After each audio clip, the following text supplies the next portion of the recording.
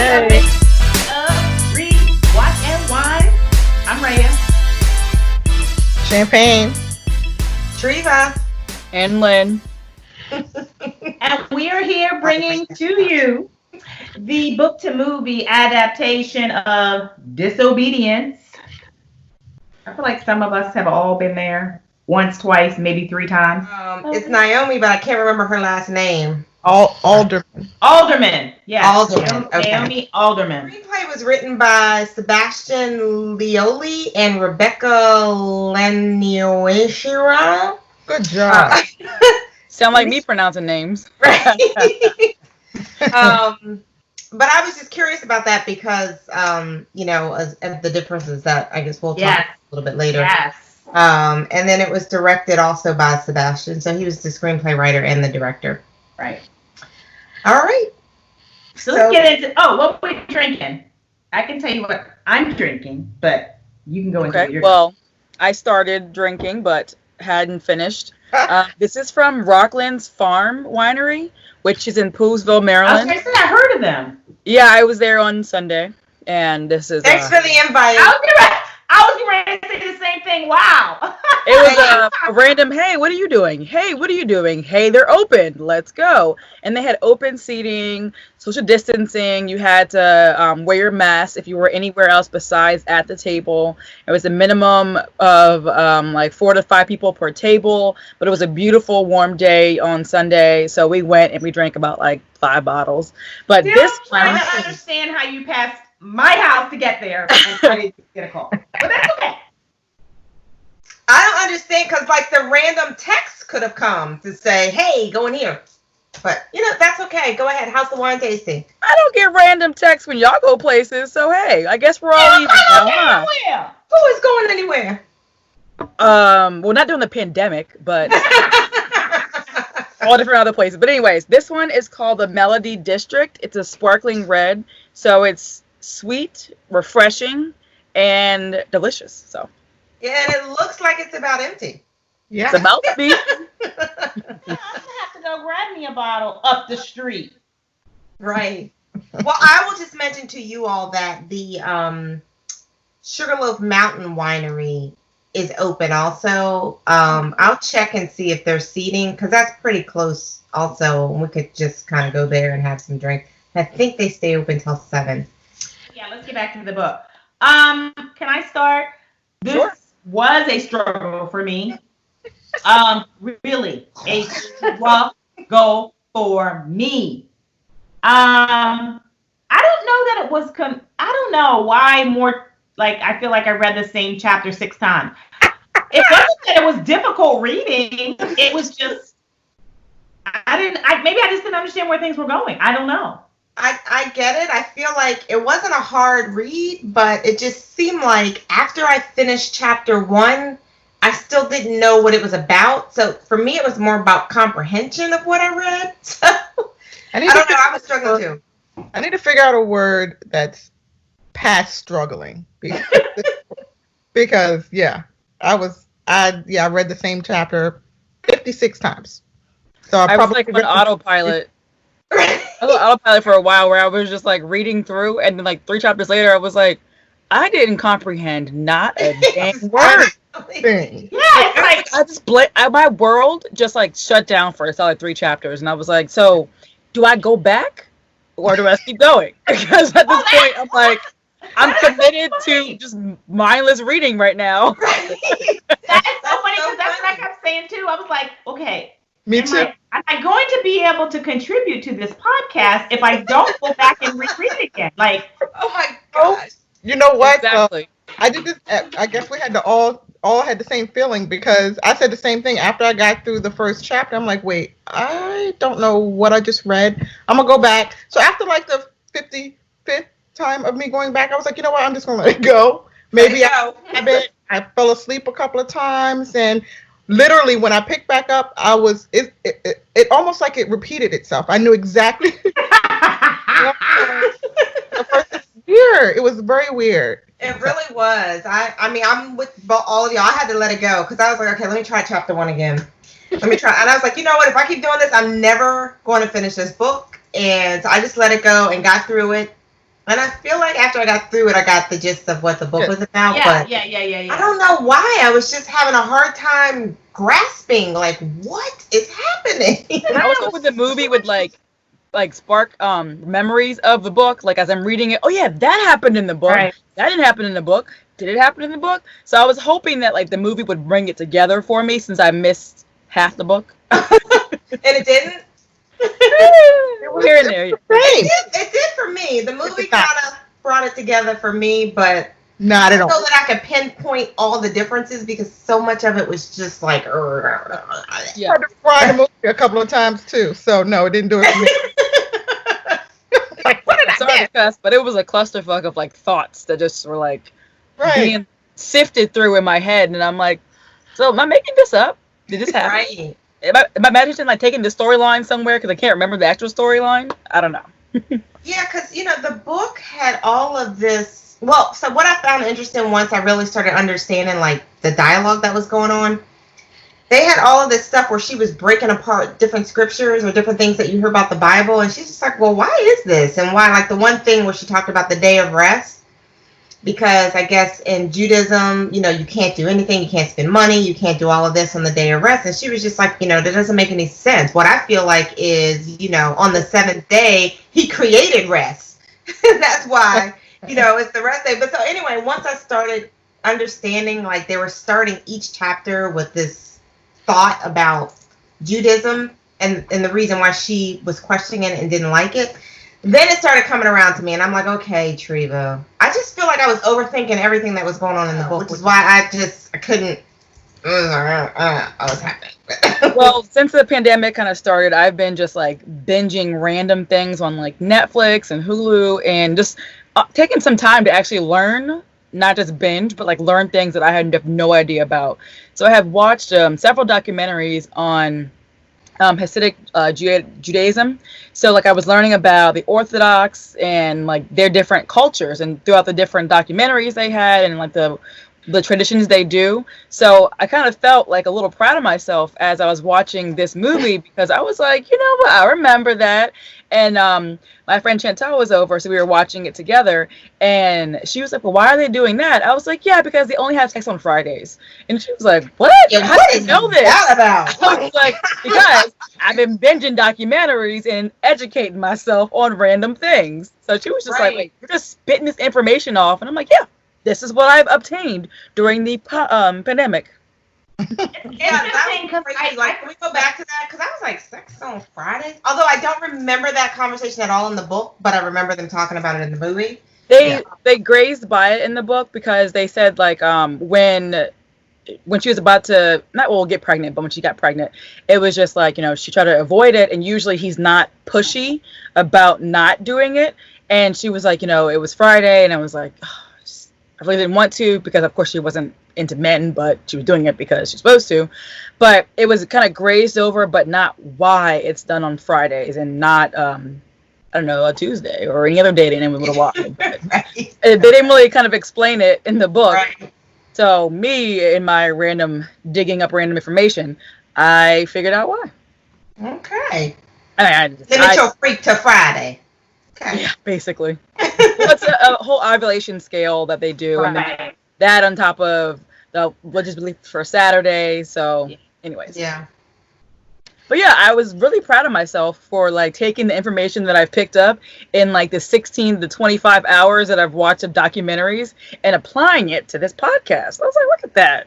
I just Come in want to handy. talk about some of the stuff that you watch. I think that's a whole conversation. It's getting worse. I gotta tell you about this movie or the show that I watched today. Oh my goodness. Yeah, I think we're gonna have to talk about that. It's scary.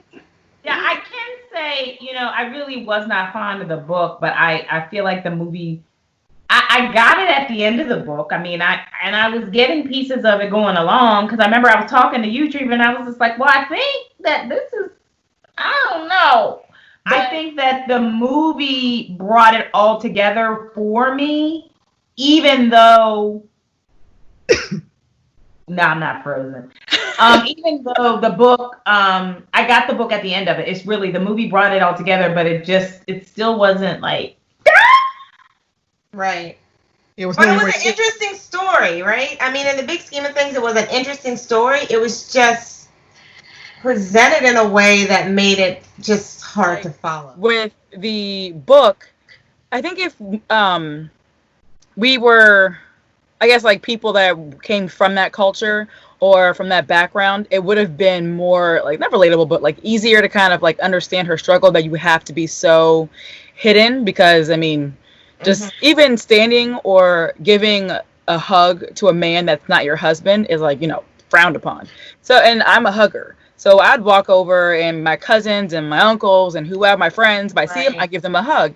And just to be told, yeah, that's frowned upon. I'm like, well, I care about my cousin or my brother or my friend, and I can't hug them. So I think like if you are from that lifestyle or that culture, it would be a lot more impactful. But those of us that aren't, it's kind of just like, what are you talking about? What? To understand it, like I get it. I can like cognitively process it, but it's just like, can we get to like some point of this book, not just struggles? Rhea, I like them. I'm sorry. Go ahead, Champagne. No, go ahead. I was just going to say, majority of the book for me was completely irrelevant. Oh, it's just anything, right? So I just wanted to say I agree with Rhea that I like the movie better. I mean, specifically the ending, because I wanted to throw a book out a window when I finished the book. Yes. Oh my God! Like that's all you can, after all of that, that's what you give me at the end? Are you crazy? So this time I listened to it on Audible, and I went to like, I'm making like dinner or lunch or whatever, cooking, and it like ended. So I'm just like, did I? Did you miss something? So I rewound it thinking that like, the earbud fell out, or I was maybe into cooking and I missed it, and like that was not the ending. And I looked down and it was like, thank you for watching Audible or listening to Audible. And I'm like, that was it. The end of the book. And then I rewound the last chapter, listened to it again, and it was still just like, well, it was depressing because Estelle, what's the Esty, like it ended with her saying, I can have those feelings and I can talk about them, but I just don't act on them. So it's sort of like, let me just live this life, but not giving into my true feelings for anything, and that was okay. But the movie ended with him saying, you're free, you can get in the car, she's getting ready to live this life of freedom, and I was like, yes. The book ending was just depressing. Like terrible. I couldn't stand it. I absolutely like they started writing, and then all of a sudden the person like either fell asleep or died or something, and then the pen or pencil just went in. A nighttime story to go to sleep to, though. Right. Put you to sleep every night. Gone. Yeah, and it was a deep sleep too, right? Yeah, it was, buddy. I was just so excited to read this book because I was thinking like, in their culture, having like a homosexual relationship is so frowned upon. So I was like, all right, they're going to be happy, like together, reconnected after all these years. Yay. So like these lesbians are happy with each other. No. Yeah. Messed that all up. None of that. So I work with a woman who left that particular religion, and then she's also a lesbian woman, and she does the speech. We bring her in to do a speaker series, and so I am like dying to get to work to talk to her, to ask her if she read this book, because so much of what the main character Ronette. So much of what she was saying that she couldn't stand and why she had to leave it is a lot of the same things that, this colleague says. And so I need to know if she's read this book. So I feel like I might send her an email. But anyway, that was like my shining part of this whole story. Like I felt like I can now have this connection with somebody that I work with, and I can have a dialogue. But please let me know once you like to talk about it, because I want to hear her side of, because you don't have that happen often, so I would love to hear her perspective of the book and then also of that lifestyle change. Yeah. Oh, she'll tell you that because she has a whole presentation and she shows like what she had to dress like before. And she does a really good presentation on how she just had to leave and how she knew for years. And quite honestly, reading this book, I actually had to go back to the author because I just needed to make sure it wasn't her. Because so much stuff on how she had to leave her family and leave that area and come here because it just didn't work out, and how she's still building her relationship with a lot of her family members. And she's very open about telling that story. I mean, she talks about it. So anyway, yeah, I'll share it because it's killing me. I gotta talk to her and ask her if she's read this book. I was just excited to watch the movie also because, I'm a huge fan of Rachel McAdams. Oh, So yeah. usually anything she's in is pretty good. But yeah, sorry, but this one is. First of all, seeing her with brown hair, I was But like, she was good. weird, I right? actually thought she did a really good job. Like, I could She did. feel her pain. Yeah, she did. That does take us into the cast. What do you guys think about the cast? Well, Rachel Watts is like in like the Mummy movies, and I'm obsessed with those movies. I can watch them 50,000 times and be great. I need to also, like, get myself like checked now that I keep speaking. But she was in the other movie that we loved, the other book that we read. What's was it A Walk to Remember or? That was Mandy no. Moore. Yeah, It was a Nicholas Sparks though. The Notebook. Rachel McAdams, yes. Rachel Adams, yes. I was talking about the one that played Renat. Rachel White. Yes. Vis. So, yes, sorry. She is one of my favorite actresses. I think she's so exotic looking sometimes. She can kind of change her look at different movies. But anyways, I was so excited to see those two, like, dominant female actresses act together. And I just felt like it was like, they were strong individually. But when they were on screen together, it was kind of just like, It was missing it. it wasn't powerful. And I thought that's what I wanted from these two strong actresses. And I was like, all right, I'm just going to watch y'all. Cover of the movie. It looks so intense. But yeah, the movie just felt. Okay. Speaking of intensity, the sex scene. The spitting in the mouth. The spitting in the mouth. I don't know. As y'all know, I can watch like surgeries and random stuff happen. I literally shielded my eyes. I was like, oh, no. So I had a question for you guys because I just feel like maybe I'm not as advanced in my sexuality, but I was like, do people do that? Like, I don't understand the spitting in the mouth. Drip? Negative. Oh no. No. I'm sorry, it sounds vulgar, but I will literally like nut punch you if you try some stuff like that. I was like, The drip, I was like, don't catch it. Oh, she got it. Get it out. Yeah. oh, that was so gross to me. Like, it was such a hot and heavy scene, and then when that came in, I was like, what is? They were like experiencing their own bodies and each other's like bodies and like pleasing each other, and all of a sudden it was just like, what are y'all doing? Stop that! Exactly. I want to get a rolled up newspaper and like slap the back of the head. Stop that. That was so nasty to me. I was like, I was more like, bam! I legit, like a 3-year-old, was like, oh my god! Covered my eyes. I couldn't take it. And then I like peeked out. And then she did it again. I was like, oh god. Oh god. Oh, that was gross. I was like, okay, Treva, you are clearly, very virgin-ish. Because That's the case. We all are. Right? It's a level of kink that's okay, and saliva exchange like that. No, You know what that reminded me of? Like somebody drooling on their pillow and like you reaching to catch it. Like that's so nasty. You know what it reminded me of? Coronavirus. Coronavirus. Or like a loogie, and I was just like, Oh gosh, Lynn. That's what I was thinking. So nasty. And I was just like, I was actually eating, and I'm like, nope, that's going down. And I can eat spaghetti and watch the surgery and be okay. But that, I was like, nope, I'm done. Ain't nothing sexy about drinking drool, okay? I hate to tell you. And not once, but like she did it several times. And I was like, stop that. So gross. Man, that was just Okay. That much love in the world.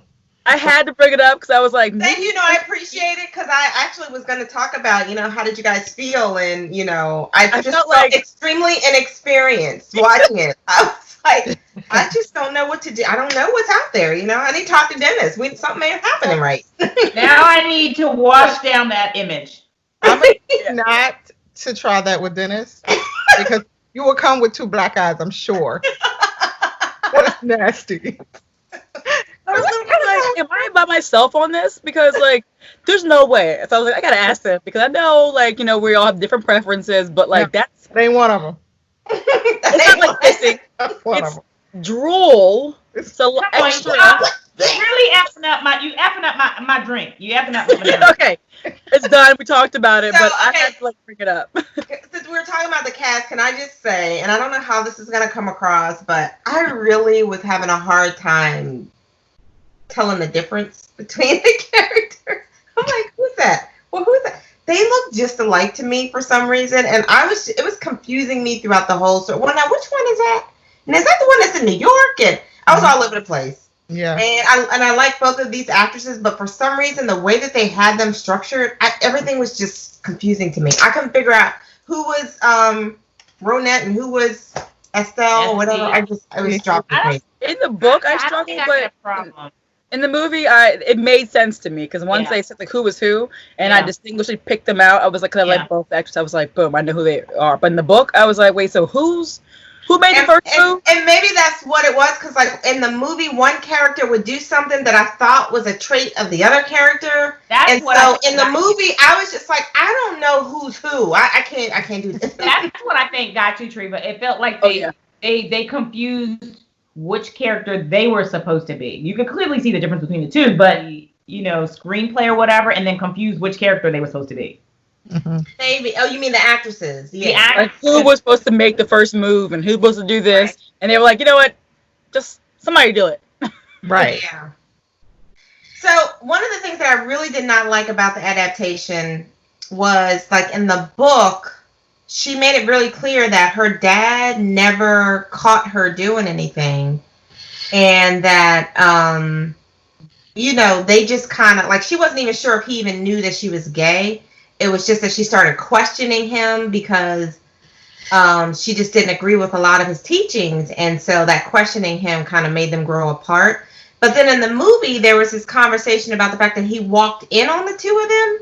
Mm-hmm. And so I don't know why that was necessary. So I don't know.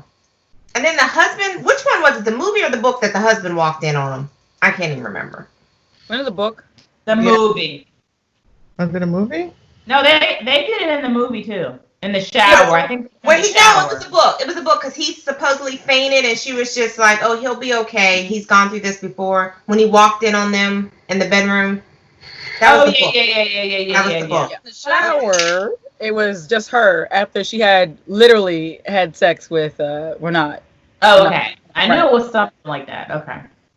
And he knew it. I mean, because of the two main actors in the storyline, you don't really talk a lot about the husband's struggle, but the dynamic that he was going through in his head, because he knew his wife loved this other woman, but he also loved her and wanted to save her. And then also, they all three were just best friends. And so he was in a really tough situation. Was he her cousin? Yes. Yeah.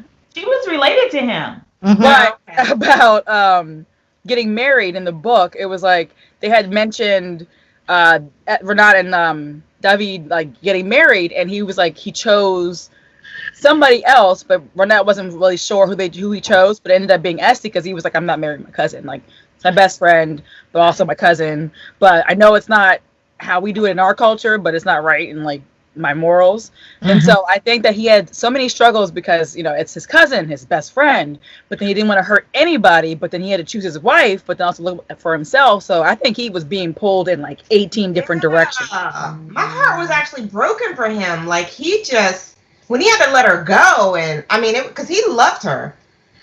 Yeah. I don't know. My heart was broken for him. Like, he was just a really sad story. Yeah. And then to spend your whole life training for this senior position, end it with, I don't have sufficient knowledge. Like, I can't do this. Like that. Oh my God. Yeah, he actually broke my heart in the book. And he was a really good actor, too. He was. Oh, yeah. I feel like he played the heck out of that role. I really liked him. Mm-hmm. So the only other thing that I would like to point out is that in the book there was this big to-do about the candle holders or whatever, and then in the movie, unless I fell asleep, they didn't talk about it at all. But yet they showed her packing them, and I'm like, well, what are you showing them packing them for? Because they're not even relevant in the movie. Right. It was such a big deal. In the book. Yeah, it was such a big Yeah. Yeah, I had to explain to Chantel. I was like, oh, so like, this is the story behind the candle holders. And I'm just like, y'all just graze over in the movie. And then like repacking her stuff to actually leave London to go back to New York. She was like putting them in there, but didn't even like look nostalgic or like look at them and be like, oh, thank you for stuffing it in my bag so I can keep them. Like none of that. I was like, you missed so many chances to make that mark and you missed all of them. And you know what? What brought it back to me was because even though she had problems with her father, there to me was some significance in the fact that he gave them to Esty to give to her if she wanted them. Like, you know, he supposedly had all these issues, but he loved her enough to know this. And so, you know what I mean? I agree. That's where I was going with it. Like, I felt like that was so relevant because it showed daddies did really still love her. But anyway, so I was disappointed in the candle holders. Anything else you guys want to point out? We're done with this book. Champagne, you don't got nothing that you didn't like as it relates to a difference? It's supposed to be over. That's all. Although it was a part in the book that kind of sparked my interest because I have a friend who's an Orthodox Jew whose name is Devorah, and they had a character in the book named Devorah, and I was like, hey, that must be a Jewish name. But right, that was it. Irrelevant. No, because if it sparked you to keep listening, it was relevant. Exactly. I was like, oh, hey, I know that name. Oh. So let's rate this adaptation. Who wants to go first? I can. Adaptation was good. I gave it a long day's work. I'll go next, and I agree. I did not enjoy the book, like just as we all talked about. The movie was, but it kind of matched the tempo of the book. So adaptation wise, I gave it a long day's work because I was just like, they kind of match. Okay. Hated this book. Did not like the movie either. But as far as adaptations go, I agree. It will have to be a long day. Okay. I don't agree. I'm giving it a half glass. You rebel. You know why? Because the ends were so completely different that it just took the movie and took the storyline in a completely different direction. So I'm giving it, for the most part, I think it followed it, but I'm giving it a half glass because it just went in two different directions to me. All right. So definitely not getting a full bottle from us. No. Almost, but not quite enough. Not quite. But I would encourage everybody to try and read it and watch it because you may learn something new. It was a different spin. It was a different topic for us. And, you know, we're all about broadening our horizons and making sure that we hit on lots of different subjects. So I would love to hear anybody else's feedback on this particular story. Yeah. Feedback. Give us your feedback. And you can also get feedback on YouTube. Once you subscribe, subscribe. And make sure you hit that like. Give us a thumbs up. There we go. All right. Follow us on Instagram, Facebook. Thank you.